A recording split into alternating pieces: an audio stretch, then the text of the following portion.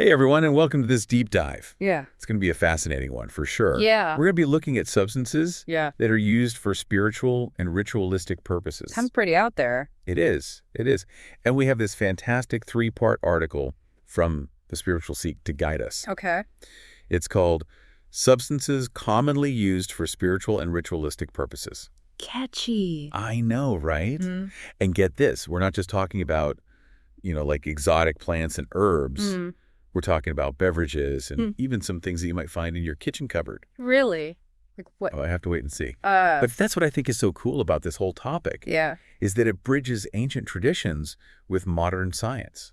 That's right. We'll see how these substances have been used for connecting with the spirit world, Mm-hmm. but also for things like treating anxiety and PTSD. Yeah. It's a really fascinating area where spirituality and science kind of intersect. Exactly. Okay, so let's just jump right in with a category that I think always sparks a ton of curiosity: psychedelics. Oh. Our article starts off with ayahuasca, Oh, yeah. this potent brew that's traditionally used in the Amazon rainforest. Intense. I know, I've heard so much about it and the, intense experiences it can create. Yeah. Ayahuasca is definitely powerful stuff. It's made from a very specific combination of plants. The Banisteriopsis capivine Go.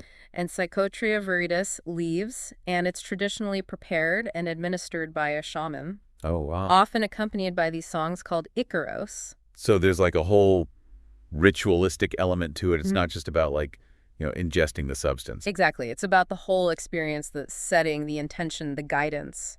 That makes sense. So when people drink ayahuasca, what kind of effects are we talking about? Well, users often describe intense hallucinations, emotional reliefs, and a really profound feeling of interconnectedness with, everything around them. That sounds almost overwhelming. It can be, for sure. That's where the shaman comes in. Oh, right. To help guide people through such a powerful experience. Exactly. They provide spiritual guidance and support to help participants navigate the often challenging insights and emotions that can surface. That makes a lot of sense. Yeah. It makes you think of that quote we have here from Aboriginal elder Pat Anderson. Yeah. It says, "Country is a source of identity, health, and well-being for Aboriginal peoples. It is our past, our present, and our future." And it seems like, there's such a strong connection between the land culture and spiritual practice with ayahuasca. Absolutely. Many indigenous cultures see their environment as an integral part of their spiritual lives. And ayahuasca is a powerful example of that connection. Yeah, and it's amazing to think that this ancient practice is now being studied for its therapeutic potential, I know, right? especially in treating things like PTSD and anxiety. It's quite a bridge between traditional wisdom and modern science. It really is. Okay, so moving from the rainforest to the realm of magic mushrooms, Right. also known as psilocybin mushrooms, Yeah, these have been used for centuries in spiritual practices. especially by the Mazatec people of Mesoamerica. They have such a unique perspective on them. They do.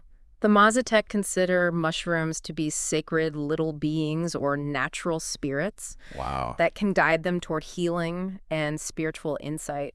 It seems like the setting and the intention play a really crucial role in shaping that whole experience. They do. They use them in very intentional ceremonies involving prayer and specific chants.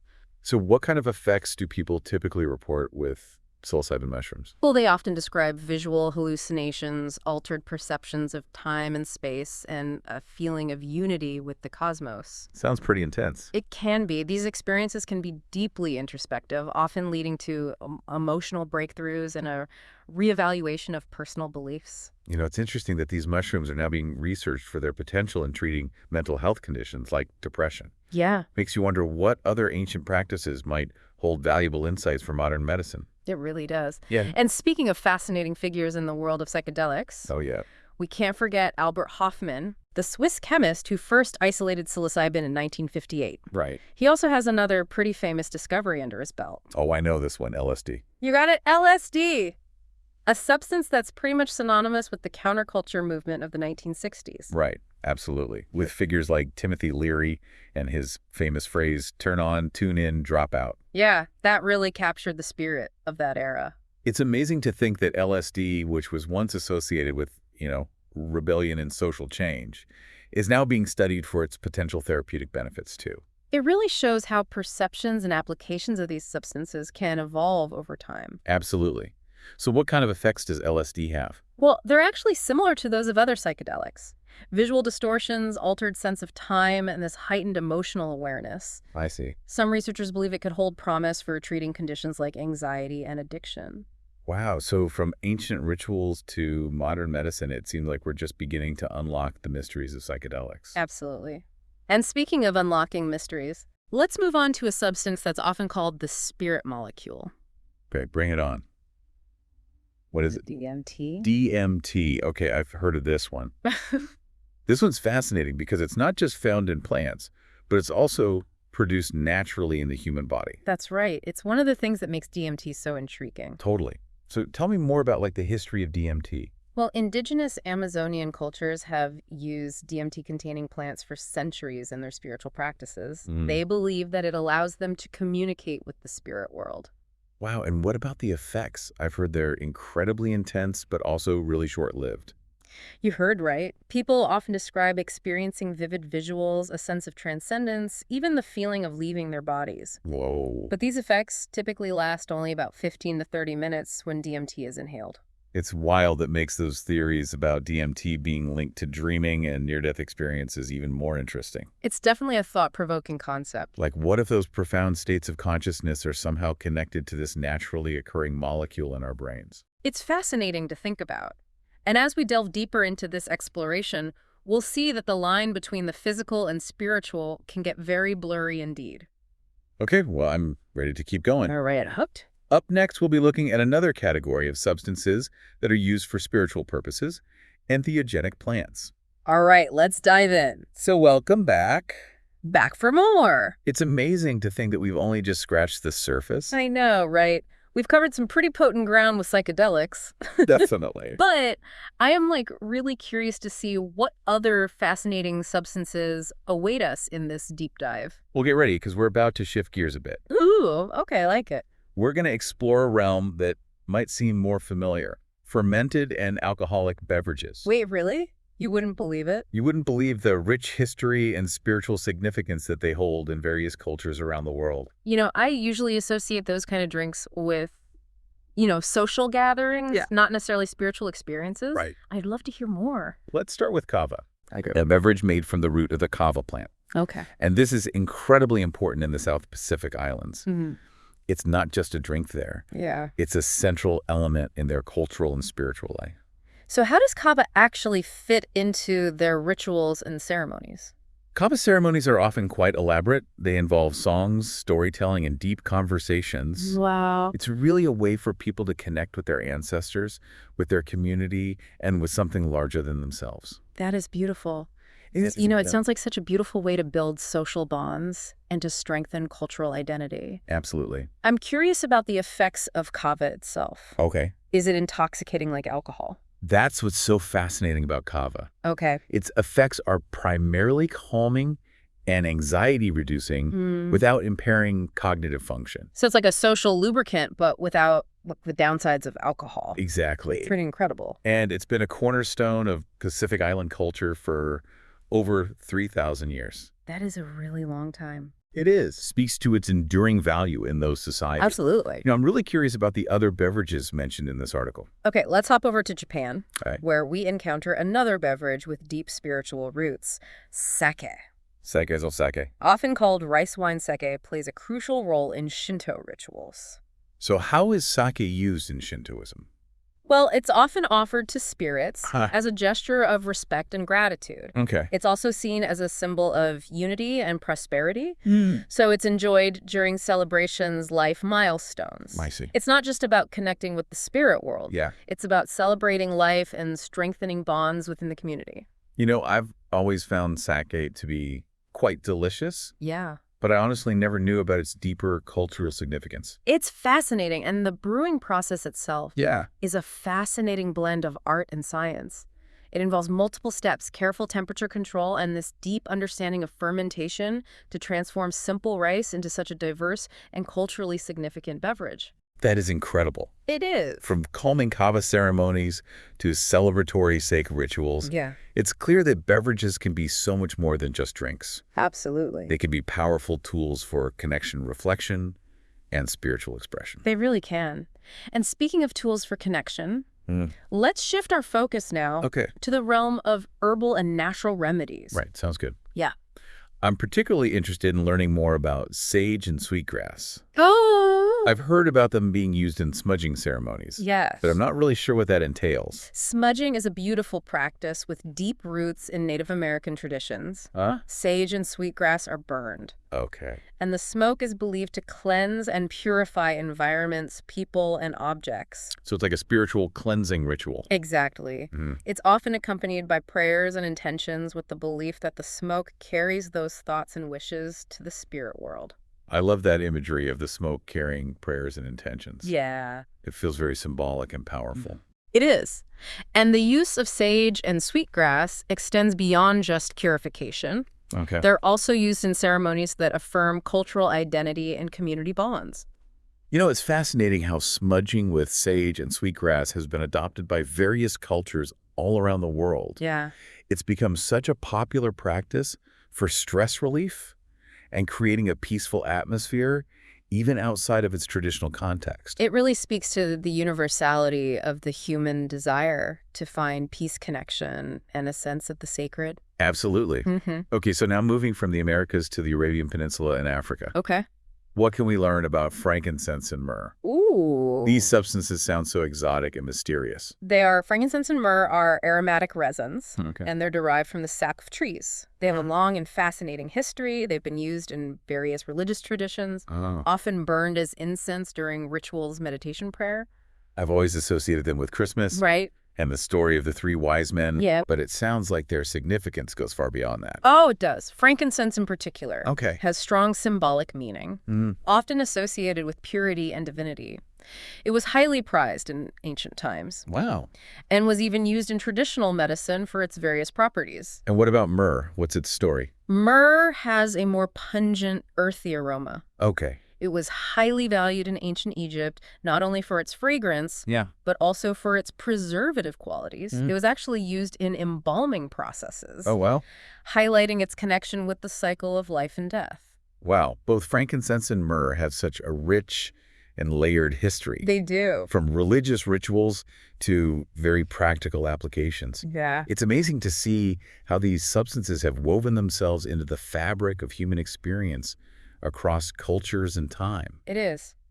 Now, for a substance that might surprise you. Okay, hit me. Let's talk about tobacco. Tobacco. You got it. I have to admit, that's not one I typically associate with spiritual practices. I understand why you'd say that. It's generally seen as quite a harmful substance in modern society. It is, but it's important to acknowledge its traditional and spiritual significance, particularly in Native American cultures. So how is tobacco viewed in those traditions? In these cultures, tobacco is considered a sacred plant.